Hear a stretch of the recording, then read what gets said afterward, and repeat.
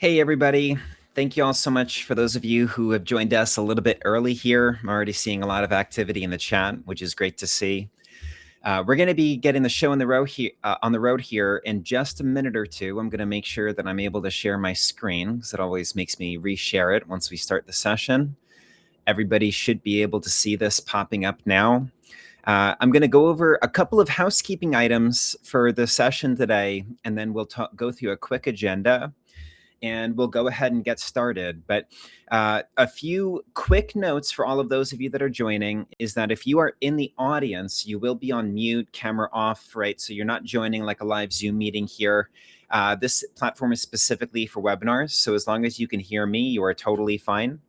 If you look on the right side, you'll see that there is a bunch of different options that you have for ways that you can engage with us during the session.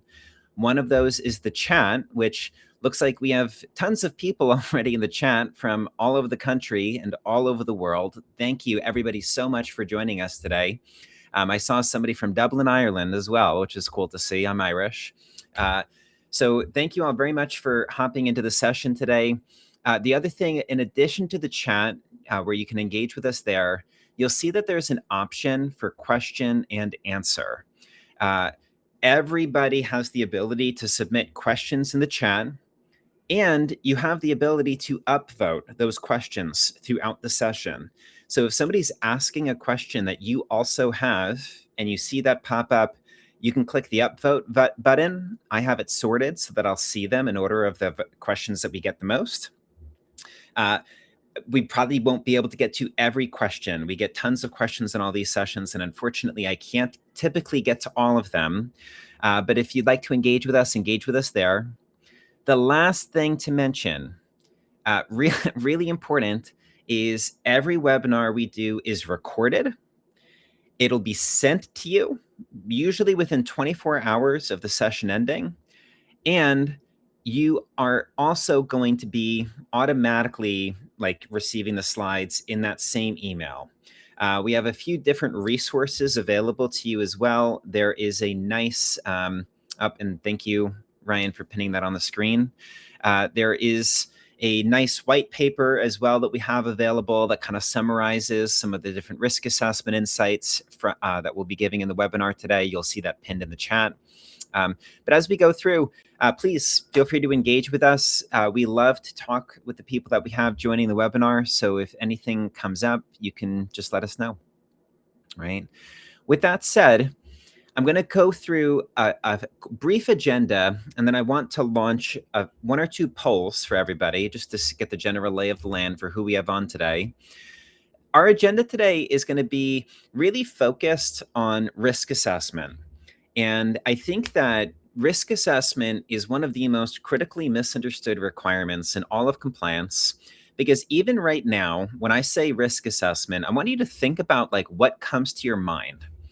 Most people in healthcare might think of something like HIPAA risk assessment or an IT security risk assessment. But risk assessment really goes much deeper than that. It is a core function of even the OIG and the CMS's requirements for a compliance program, because it's meant to be the thing that allows you to track, assess, and monitor your compliance program on a continuous or an ongoing basis. What we want to do today is kind of dispel the fog a little bit. This is going to be a session that is a little bit more advanced. We are going to be talking towards the end of the webinar about how you can apply these concepts to something very simple like HIPAA risk assessment. But just keep in mind, if you are like a very small practice on this call, or you are a super newbie to risk assessment, there might be some more advanced things that we're talking about today. And it's totally okay. Do not feel overwhelmed. Do not feel confused. We're going to be gradually kind of building on these concepts and trying to make them as applicable to our entire audience as we can, right? First thing I'll say is you'll see a poll is going to pop up on your screen here. It's just asking actually how large is your organization. This is always really helpful for us to know because we work with many different companies of many different shapes and sizes. And it is good to know, just particularly on this call today, who we have primarily in the session. It looks like close to a full quarter of you are in that 50 to 500, or I'm sorry, that 5 to 50 employee range. Also the 500 plus employee range, almost a quarter in there. A smattering of you in that smaller zone of 0 to 5 employees. So for those of you that are in that category, rest assured we will be talking about some things that you can take away back to your own practices. But it's a pretty even spread here, which is nice to see. Looks like most of you are anywhere from 5 to 500 employees, give or take.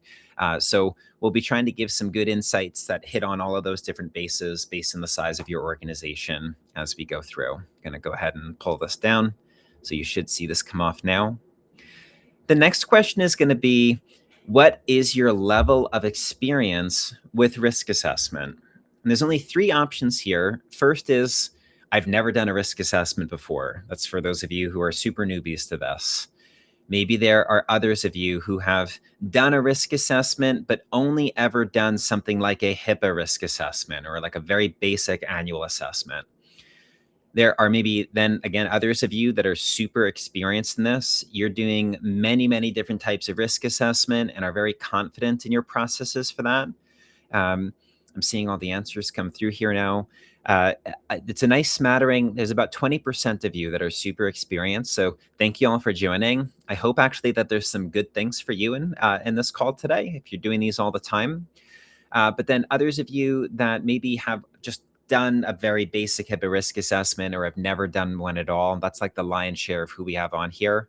So really good for me to know. Again, it just helps us keep the content as applicable as possible. With that said, we're going to start by diving into a few pieces as far as like why risk assessment is important to begin with. Okay. Again, I'll pause occasionally and we'll go through the questions. Okay. As they come in. I won't be monitoring it continuously throughout the session, but at different key moments, we'll pause and we'll go through some questions. All right. So let's take a peek here. We're going to give just a little bit of background for those of you that don't know anything about us. Compliancy Group is exclusively focused on healthcare compliance. We are a software company. So actually, those of you who are even customers on this session who are currently users of Compliancy Group, today's session is going to be exclusively educational in nature. Next week, though, we are doing a webinar just for customers focused on how you can apply these concepts inside of our platform. So for those of you that are on here that are customers, you have that to look forward to as well. We work with thousands of organizations all throughout the country and all over the world. None of our customers have ever failed anything like an OCR, or a HIPAA audit, an investigation, or be fined in the history of our business.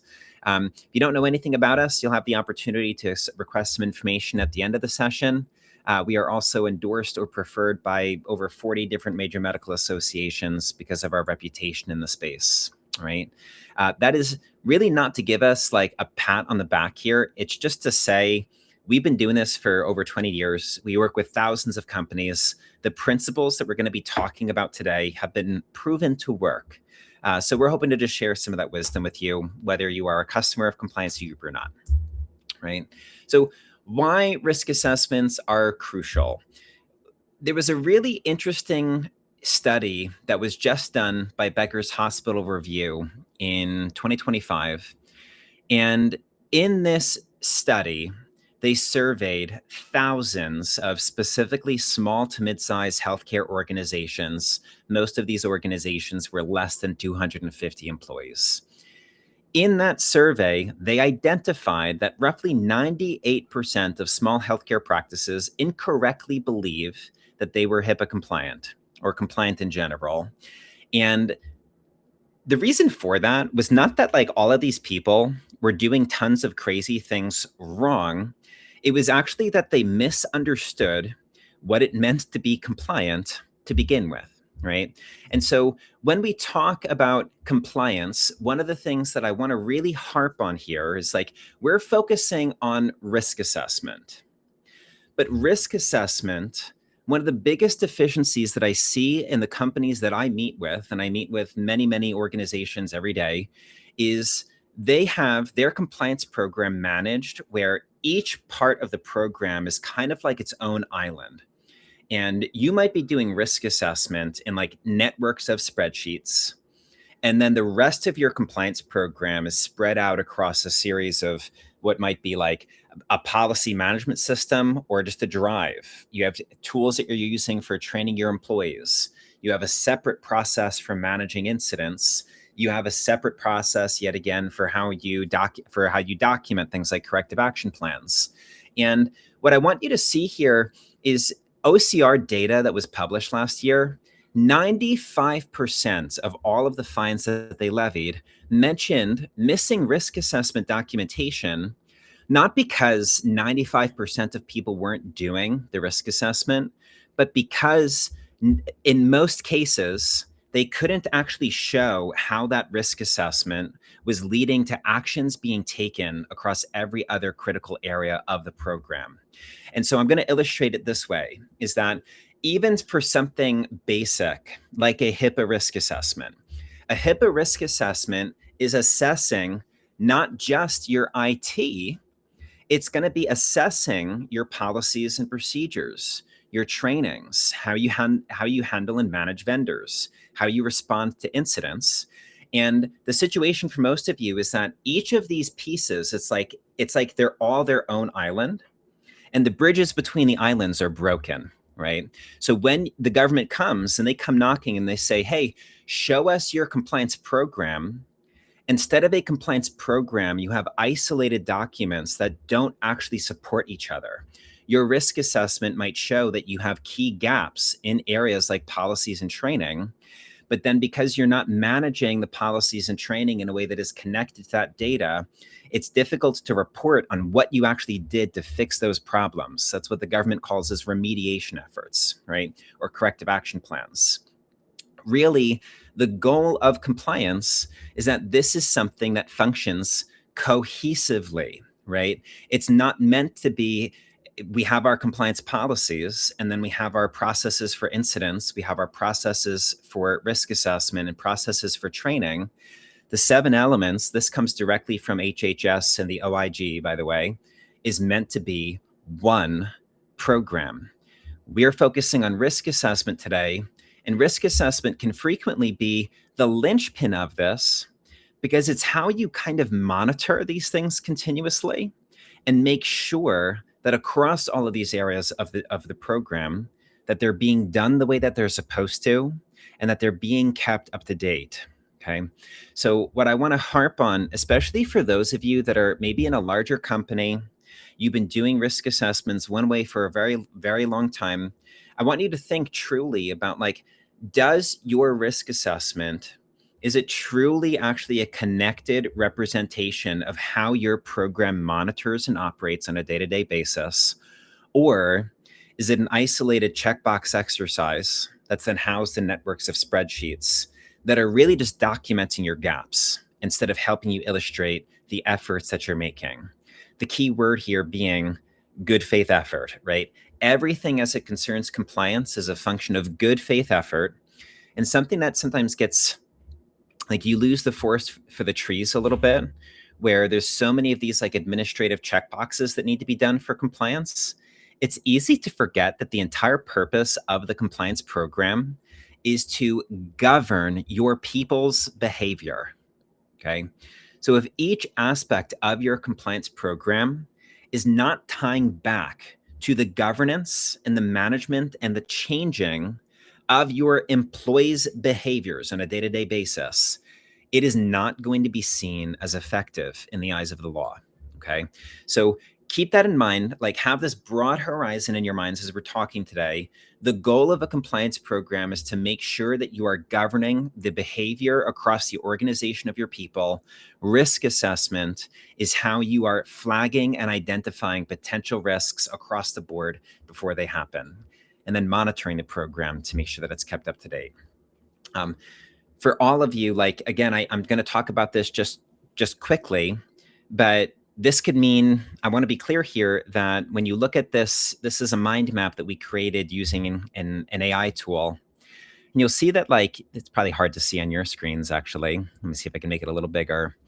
But like in the bottom left there, that kind of bluish teal color, that's HIPAA. And then you have clinical and quality.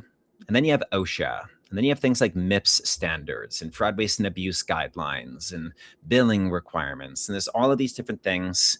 When you think about risk assessment, don't just think of it as being like, oh, that's a checkbox exercise for HIPAA. It's meant to be something that touches the entire compliance program, really any regulatory or compliance standards that you need to be satisfying. Okay. The goal being, again, that like this is kind of that center thing that is connecting the dots from what you're doing with your employees, the tracking and then the managing and maintaining of the program on an ongoing basis through risk and assessment, and then also the handling of incidents. All of that comes to play, just like we talked about with the 7-element slide. Okay, so as we go through here, we're going to be kind of expanding now and deep diving into this topic. I wanted to give this to start because I think quite often when I meet with organizations, there's just a misunderstanding about what risk assessment is actually for, what it's accomplishing, why you're doing it. And if in your mind right now, risk assessment is like, hey, we do this once a year, it's in a spreadsheet, sit with this company, and they give us a PDF, whatever it is, that is not the purpose of a risk assessment in a healthcare compliance program. Okay. Start there. Now, what does appropriate and proper risk assessment and risk management look in a properly managed environment? Okay. We're going to start by giving a general framework here. And I want you to think of this, again, not as a checkbox exercise, but something that is meant to be done continuously as part of the life cycle of your compliance program. We would call this like identify, assess, address, and monitor. So the identify portion, I'll give a brief intro to each of these concepts, and then we'll deep dive on them. The identify portion here is like, what do I even do a risk assessment on? What should I be looking at when I do a risk assessment? Once you've identified that, there's then the actual like evaluation that you do to assess your risk in that area. The third one then, being probably most important here, is the actions that you take to address those risks, and then the ongoing or long-term monitoring to make sure that the things that you implemented are continuing to be effective. This framework, if you wanted to take a little screen grab of this or a screenshot, you'll get the slides, you'll get the recording after, but this is the approach that we recommend for ongoing risk assessment and risk management within our organizations. So first step is going to be identifying risk. There's going to be 3 things that I would encourage you to look at. First is if you are a very small practice, the easiest way to think about risk assessment is to think through what are the regulations that I need to satisfy. Virtually all of you will need to satisfy things like HIPAA requirements. Okay, so a HIPAA risk assessment probably is in order. We'll be giving an example of that a little bit later. OSHA requirements. If you're accepting Medicare or Medicaid, there are probably fraud, waste, and abuse requirements that apply to you, or false claims, Stark law, all of that sort of stuff. Looking at like, what are the regulations that actually apply to us, especially for those of you that are smaller practices or that are inexperienced with risk assessment, can be a really helpful basis to work off of because it gives you a very well-defined standard, right? If you're just trying to like do an assessment in a vacuum and figure out like, oh, what are our risks? What are our gaps? What are we doing? What are we not doing? It can send you down a really deep rabbit hole that just might not actually be helpful. But if you have clear standards that are published by the government that you know that you need to be satisfying, using those as the basis for like what you actually are assessing could be a really great place to begin. For those of you that are in larger companies, your incident reports is another really, really important one. We're doing a webinar next month all about incident management, incident reporting, building a culture of compliance around incidents. But when I think a helpful practice for those of you that are involved in incident management within your organizations is to do some analysis of all of the incidents that you have coming in.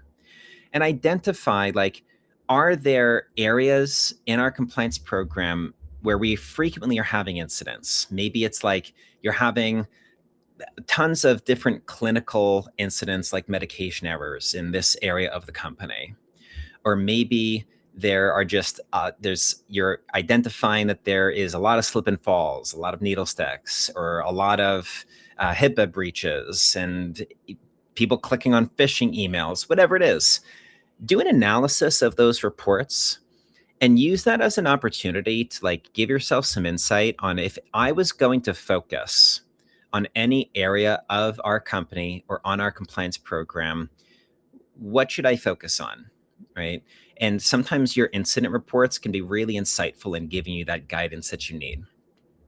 The third one is employee feedback. So, I spoke with a compliance officer recently, and also one of my colleagues, Anne Marie, who is a former compliance officer and a privacy attorney. She was saying that, like, employee interviews was actually her main source of identifying potential risk within the organizations that she worked at, especially the employees that have been in your company for a long time. The ones that kind of know how things work, the ones that know if there are areas of friction in your processes that are maybe not operating as well as they should. Speaking to those people is a great way to identify where there could be areas of improvement or where you should invest some time in extra assessment or extra time assessing those environments. Sometimes things like surveys or an anonymous reporting mechanism, like for incident reporting, can be helpful too. Surveys can be great if you're doing them in bulk to get the general, like, call it like a heat map of what are the key areas that employees universally have issues in. But those long-term employees, you'd probably get a lot of insight from if you encourage them and gave them a reason to be just, like, open and transparent with you. I'd encourage you to give that a try. If you're in a larger company, think of, like, who's been with the company for like 10, 15, 20 years. I spoke with a company the other day where they had been with their organization for 30 years. Those people know a lot. You should talk to them. It can be really insightful. So when you do that, there's a few things that we can keep in mind here then as we go through. I'm just going to quickly check to see if we have any questions come through. Looks like we have a bunch. So I'll take a second and just talk about this quickly. So how would you go about doing a risk assessment for SMS texting? So, Troy, this is a good question. Believe it or not, this is something that would actually be covered as part of, like, your HIPAA risk assessment. Generally speaking, if you're texting patients from your cell phone, that's never going to be compliant, right? So I could tell you that right off the bat. It's like if you're using just your cell phone to text patients outside of something like a secure portal, like we have customers that are using tools like Luxi or OptiMantra or different like patient-centered tools that are compliant. Those can often be done in a way that's compliant. It's not something. It's rare though that you would do a full-blown assessment on just your SMS texting processes. That might be more like a general data security or patient privacy assessment that would be covered as part of your HIPAA risk assessment. Okay, hopefully that helps. Is there a risk assessment checklist to make sure we capture each item? So, Natalia, there are definitely checklists if you're doing something like a HIPAA risk assessment. And so, like, the HHS actually publishes a risk assessment through their website. Feedback that I get from our customers is that it's a little challenging to use. There's a lot of technical language in it. But if you're looking for a very straightforward checklist, that could be something worth looking at. That's also something that we would provide to you if you were using Compliancy Group. Okay. Somebody said, what is the difference between compliance and HIPAA compliance? I saw that this question was answered already by somebody in our team. I'm going to actually just pin this on the screen because I think it's worth talking about for a second. But HIPAA is really just one regulation, right? Compliance is referring to the program that you have in place within your practice that governs how your people behave and operate on a daily basis, right? So compliance could be anything from things like HIPAA, patient privacy and security, to workplace safety, to how your providers are billing, how you get reimbursed, state requirements. It could be so many different things that factor into compliance. HIPAA is just, again, it's one reg. It's a piece of what you would need to comply with from a regulatory perspective, but is not, certainly not the whole. Okay. I'm seeing a few other questions that were answered here. I'm going to do one more question, and then we will keep going here. Do all companies, regardless of size, need an information security officer and a privacy officer? Technically speaking, the regs do require that you have officer roles in place for things like compliance, security, and privacy.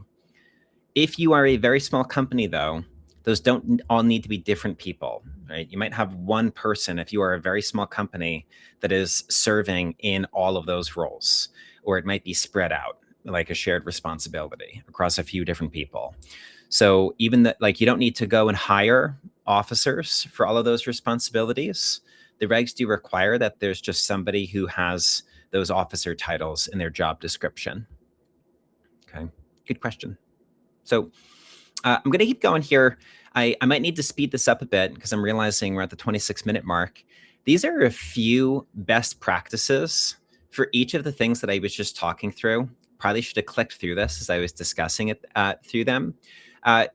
When you get the slides, look through these. If you're trying to go back and remember, like, what should I be doing to identify my areas of risk? I think like this one, for those of you that are small practices, is really important. Like just gaining a baseline understanding of what regs apply to you. HIPAA and OSHA and things like fraud, waste, and abuse will be most common. But don't just assume that because like you never hear something in the news or there's no new regs that are being published that you've heard about, that it means that there's not things that are changing, right? The reason why these assessments should be done regularly is because these things do change. So if you're just recycling the same process every year, that can be a really common pitfall. For things like incident reports, this only works if your people feel comfortable reporting incidents to you, okay? We're going to do a much deeper dive on this topic specifically next month. So make sure you register for our next session when we talk about incident management. But I think in general, like the biggest thing that I come across is people think like, oh, well, nobody reports incidents to us, so we're okay. That usually means that you actually have a problem, okay? Because it's not the incidents that you hear about that are the biggest worry. It's the ones that you don't. Right? It's the incidents that you're not hearing about that are happening that you don't have the opportunity to correct or address that is the problem.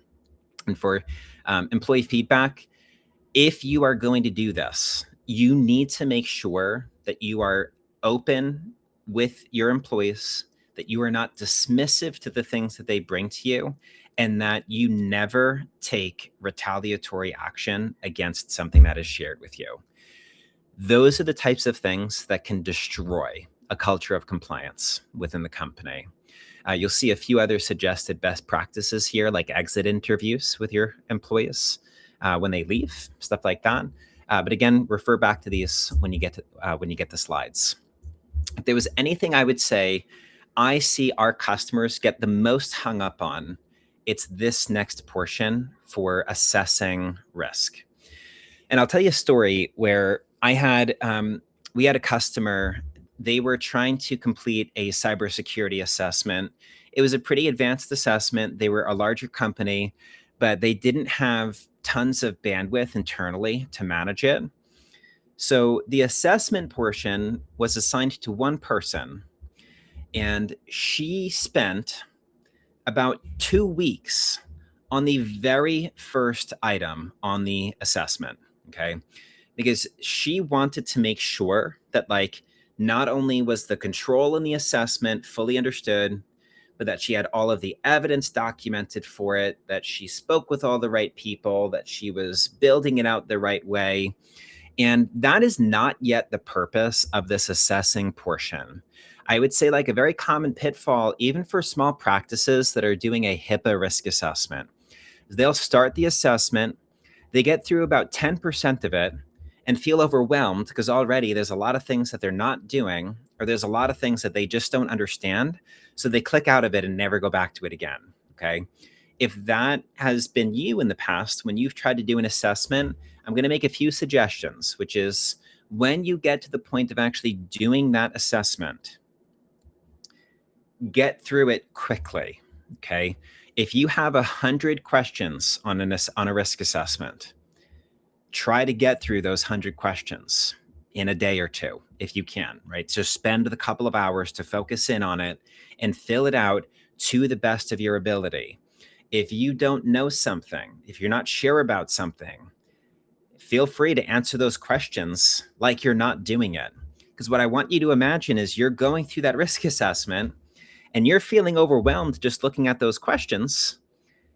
Imagine how you'll feel if the government comes knocking and they're asking you to show them proof of those things that you're doing in all those different areas. Okay. This is your opportunity to just get the general lay of the land, right? Fill it out at face value. What are we confident that we're doing? Think of it like a questionnaire. What are we confident that we're doing? Answer yes to those questions. If you're not sure or not confident, treat those things like you're not doing them and then follow up on them, right? The biggest thing here is that next step follow-up process. That's what's going to be most important. And so at this stage, for something like a HIPAA risk assessment, what most people will do is they'll use something like the HHS template, or we have a pretty simple checklist we would give you where it'll be like, hey, do you have a business associate agreement in place with your email? Yes, no. Are you paying for your email? Yes, no, partially.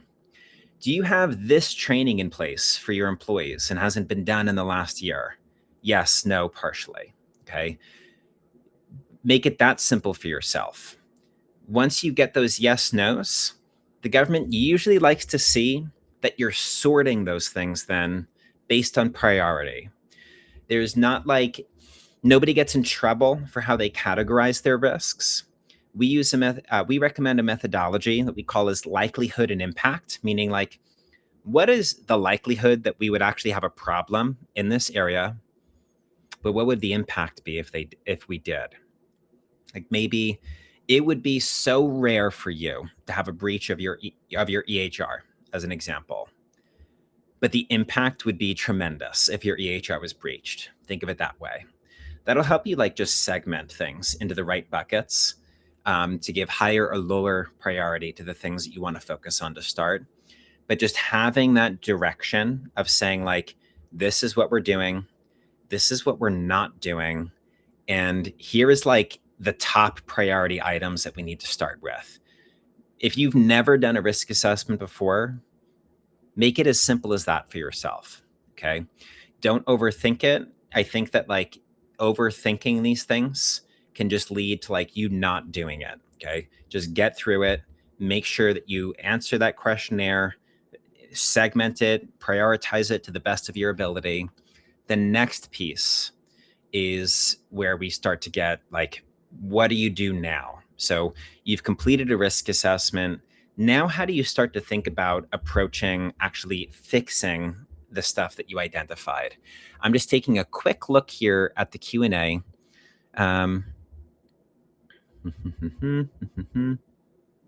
So Rowan, I saw that you said in the chat, is that similar to doing a gap assessment? What we just talked about absolutely is basically like a gap analysis, right? It's just getting a general viewpoint into like you identified that there are areas that you need to assess. You do that assessment for the purposes of identifying potential gaps and then prioritizing the things in that assessment based on how high risk or low risk it is for you to address. Okay. I'm looking at the Q&A section now. My issue, so Tracy, you asked, my issue is discerning between security risk assessment and HIPAA risk assessment. Finding info by searching online is a challenge, and I work with limited resources. Great, great question. So the government is honestly extremely confusing with the terminology that they use for this. So on the one hand, you'll hear them use terms like security risk analysis. On the other hand, there's resources through healthit.gov that say security risk assessment. And then through HHS documentation, it says enterprise-wide risk analysis. Really, all of them are referring to the same thing. At least when you're talking about HIPAA, the HIPAA risk assessment is the same thing as the risk analysis, as the security risk assessment. Sometimes, though, when people hear security risk assessment, they think IT. But even the security risk assessment that is required by HIPAA touches on privacy requirements. What's called so there's three components, right? There's the technical portion of the assessment, the physical safeguards that they require in your actual practice location, and then administrative requirements that govern things like privacy, security policies, breach notification policies and processes, and training. So as long as the assessment that you're doing, regardless of what it's called, is covering technical, physical, and administrative requirements, and it's mapped to the HIPAA regs, you are probably okay. I can't tell you much more than that without going a little bit deeper with you, Tracy, but hopefully that helps, okay?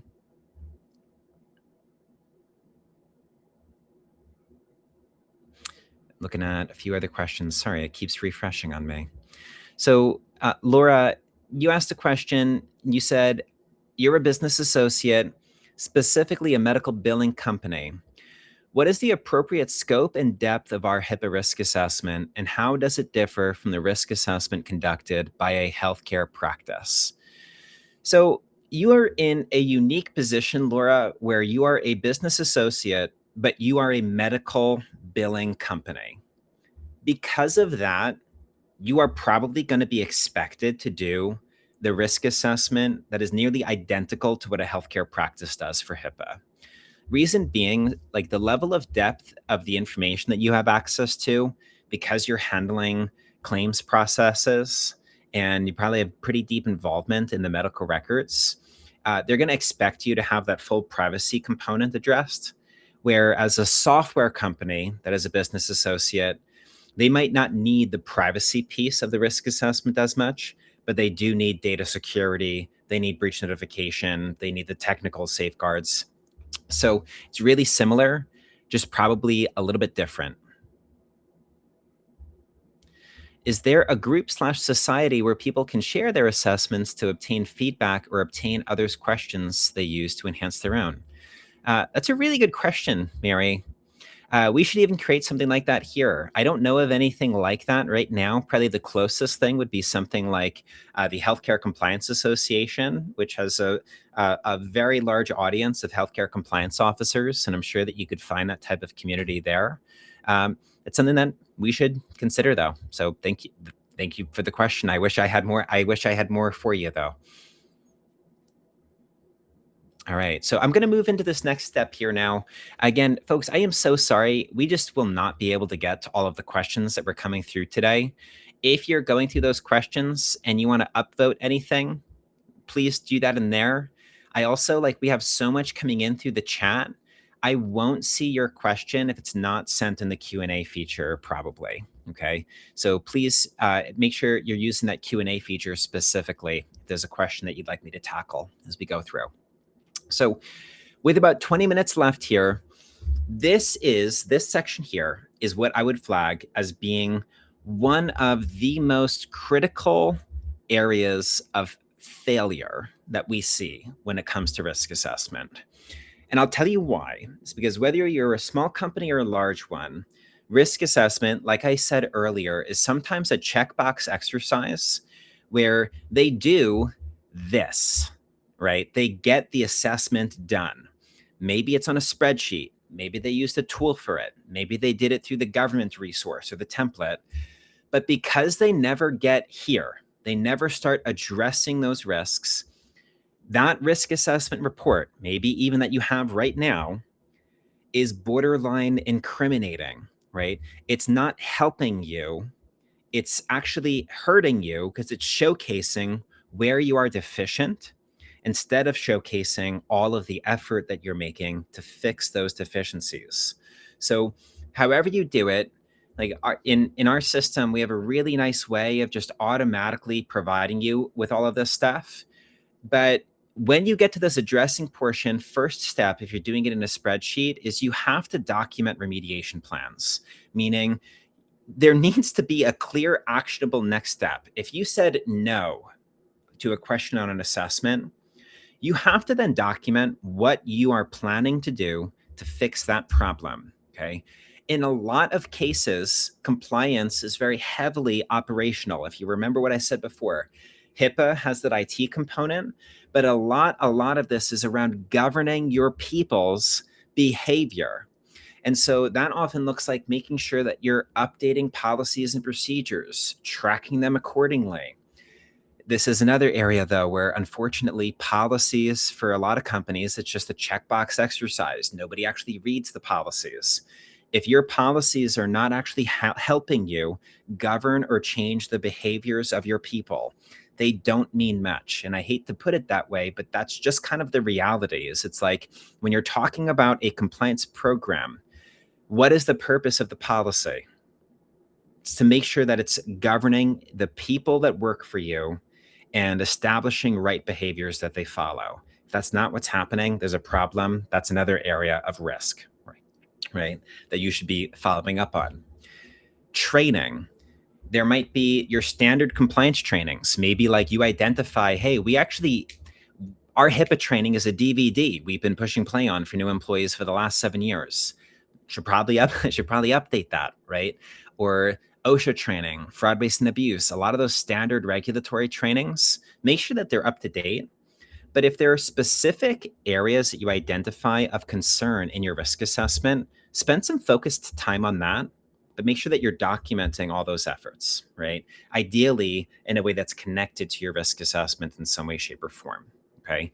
These three things, if this is all that you do, is like you have clear remediation plans you follow up on, you use your policies to make sure that you're running at the specific issues or failures you identified in those assessments, and you're providing training that ensures that your people's behaviors are actually changing. You are a long ways towards like actually having a robust operational compliance program that is well documented. Okay. Lastly, then, is monitoring. Okay. Once you do this, I have spoken, I cannot tell you with how many companies where they were like, yeah, 3 years ago, we hired this third party. We gave them tons of money. I'm telling you, like tens of thousands of dollars, I have heard, into the significantly more than that. And they did this whole assessment with us. We got this like 200-page PDF report, and nobody did anything with it, right? It not only did we not address those things, but nobody then was tracking those metrics from that point on going forward. That is, I would say, if you're a large company using a third-party risk assessment methodology, I would flag that as a pitfall of a third-party risk assessment. Is that, remember, risk assessment is meant to be a part of your compliance program, part of the 7 elements.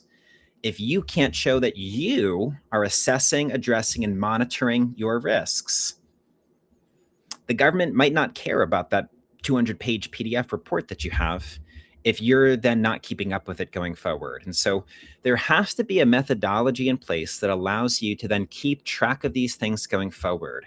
You should be re-auditing periodically. Actually, like even making sure that the things that you implemented are being made effective. Like, hey, we implemented this policy in this department. Is it actually being adopted? Right? Create a reminder for yourself that's documented to go back and look at that. Establish what we would call as KPIs, key performance indicators. What percentage of your remediation plans get completed within 3 months of that assessment being done? Are there regular reviews being done for each portion of that assessment? Are your people completing their training? Are you responding to incidents in a timely manner? All of these things factor into the ongoing monitoring. I spoke with somebody yesterday, and what she told me was really interesting because I've heard it before, but she said that like right now we're just playing whack-a-mole, right? Compliance with us is like something pops up and we hit it. And if you don't have a process, like a system to make sure that these things are being looked at, you'll never dig out of the hole that you feel that you might be in as it concerns compliance. And that's going to create long-term friction. Okay. So there's got to be a system that allows you to manage this on an ongoing basis. I hate to toot our own horn, but like we do such a great job of that with our risk assessment tools. So for any of you that are interested, is it like we have a great system for that. But when we talk about like monitoring also changes, that could be changes in your organization. Maybe you opened a new location or you acquired a new practice. Worth running a fresh assessment on that new practice. Changes in the regs, new threats, AI being like a major one. Like, is your risk assessment covering AI? Are you training your people? Do you have policies that govern that? Are you doing them regularly? And are there any major technology changes? This is another big one for things like HIPAA risk assessment. If you implement the new system or you make a major change, time to reassess, right? And make sure that it's being monitored effectively. We're going to spend like 5 minutes here on some practical application, especially for those of you that are thinking of this in terms of HIPAA. Seems like from the questions, a lot of you are. That same framework, everything that we just talked about, is meant to be applied to anything that you want, but let's apply it for a second just to HIPAA. You have the HIPAA requirements, okay? What you should be doing, oh, sorry, I skipped ahead too soon. Pull that HHS template, right? Look up Google HHS free risk assessment. I think it's healthit.gov. It's their SRA tool. Use that tool. So you now have identified that, hey, we need to do a HIPAA risk assessment. Use that tool to assess your risk. And then think through, like, just answer all of those questions like we've been talking about. And then when you have that done through that SRA tool, make sure that you're putting it in a place that you're returning back to for the sake of documenting future remediation efforts, and that it's monitored on an ongoing basis. Should be some sort of like a system of reminders in place for yourself to make sure that it's being looked at. And we talked about like a risk matrix before. I'm going to give a little bit of an idea here for how to do this. But let's say like you see this little bubble right down here where it says risk analysis, and it's a 5x5 register there. Let's say like you grade something like likelihood. What is the likelihood of us having an issue here? 1 through 5. Let's say it's a 3. What would the impact be of us? Like if we did have an incident in that area, what would the impact be? Let's say it's a 5. If you take the 3 and the 5, multiply them together, you get about 15. I almost did my math wrong there. So that is now graded at a risk level of about 15. You might have another one, which it's like, hey, this is a super low likelihood and a super low impact risk. Maybe that gets a 1, right? Or it's a 5 and a 5, and it would get a 25. Just that basic logic can sometimes help you prioritize your risks so that you're immediately working and actioning those high risk areas, and then have documented remediation plans for other medium and low areas of risk, okay? Try that, right? Again, take all the things that we've talked about, apply it to something like a HIPAA risk assessment. But I do want to say here, for those of you that are on here, if you would like to, I think like the thing that I love the most about our company, the thing that is like, to me, something that I love about working here, we are an extremely affordable platform that makes it super easy for you to complete core risk assessment requirements, like what we've been talking about, while also building your own. But it does it in a way that's connected to the entire compliance program. Because right from our platform, then you could also track things like policy and training completions, incident management, vendor management. I would encourage you, for those of you that are on here, you'll see a little bit, so you'll see a pinned message here in the chat There should also be a CTA in the upper right-hand corner of your screen asking you if you'd like to schedule some time with our team. I would encourage you to do that. I think even if you just take the time to evaluate this, for a lot of companies, it can just give them good ideas on maybe like what they should be doing differently with their compliance program. Our team is awesome here. It would be a low pressure conversation, and I think that you would probably get a lot out of it. So I would just encourage you, if you'd like to check us out, please do. Otherwise, we are so happy to be able to do these webinars and just provide good education to our audience. That's going to kind of round out the conversation for today, everybody. I'm going to take some time here and go through a bunch more questions. I'm just taking a quick peek at the chat before I go over into the questions section.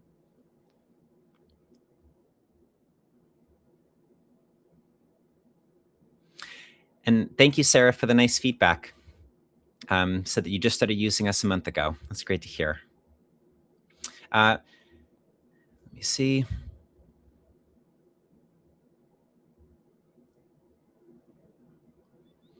Yeah, Tracy, you said all of these questions just makes me realize I'm not in the boat alone. There needs to be more readily available resources, especially for practices with minimal management buy-in and limited resources. That is a tough spot, Tracy. That's really hard.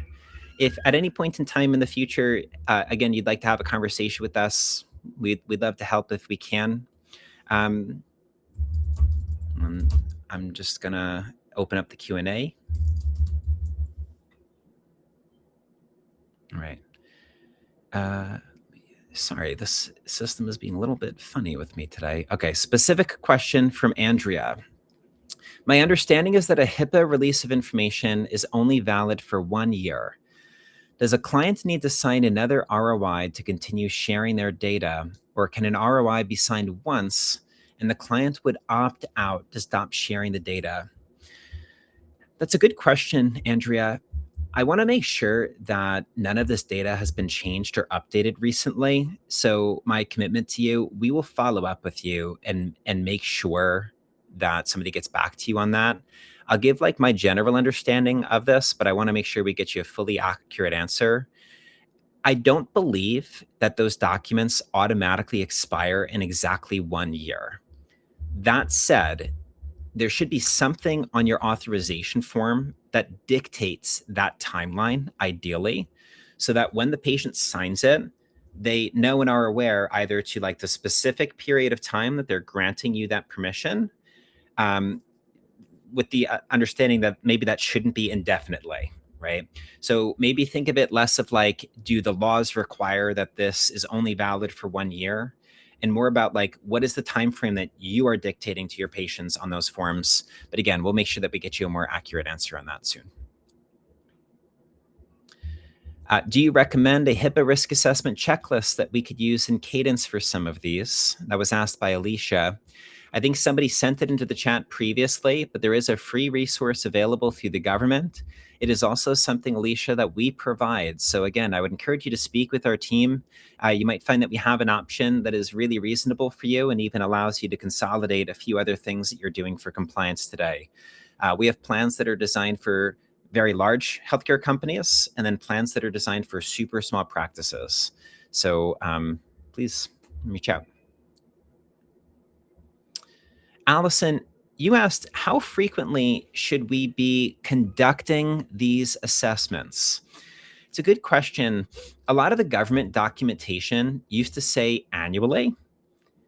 It no longer says annually, okay? What you'll see throughout everything that HHS puts out is the word ongoing, okay? They don't want this to be like a checkbox exercise. They want to see that it's something that you're doing regularly. The approach that we take and that we recommend with our customers is that you should do that full assessment once, but maybe there are chunks of that assessment that you review throughout the year. Like for our customers, we want them to get that HIPAA risk assessment done and then really just spend like 5 minutes updating the questions that come due month to month to month, okay? That tends to be the approach that the government wants to see. Nalini asked if we help with completing the HIPAA SRA. Absolutely. What I was just referring to. We totally do. Okay. Looks like we had a question from somebody that's a business associate. So Megan, you asked, my agency is a business associate of medical practices and interpreting agency. Are there different regulations I should be looking at? For those of you that are on here that are business associates, a HIPAA risk assessment is probably going to be the most important one for you, because you're legally binding yourself to having to be HIPAA compliant when you sign a BAA with your customers. Okay. That BAA is basically you saying, I understand that I'm a business associate and that I have to be HIPAA compliant. The covered entity is saying, we understand that we're a covered entity and that we have to be compliant with our patient information. But because we're sharing that data with you, you are sharing those HIPAA responsibilities to the degree that you have access to our patient's information. Okay. Highly recommend that you do a HIPAA risk assessment, figure out what's what for that. We also have programs tailored for business associates. Okay.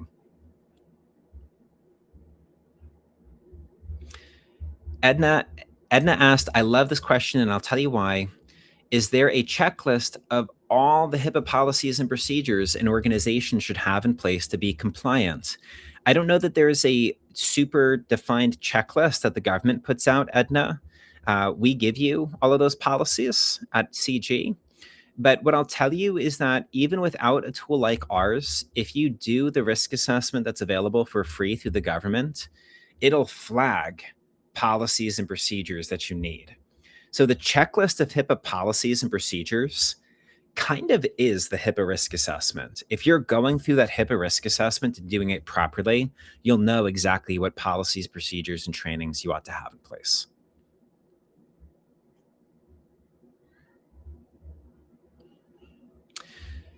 I've got time for 2 more questions here, folks.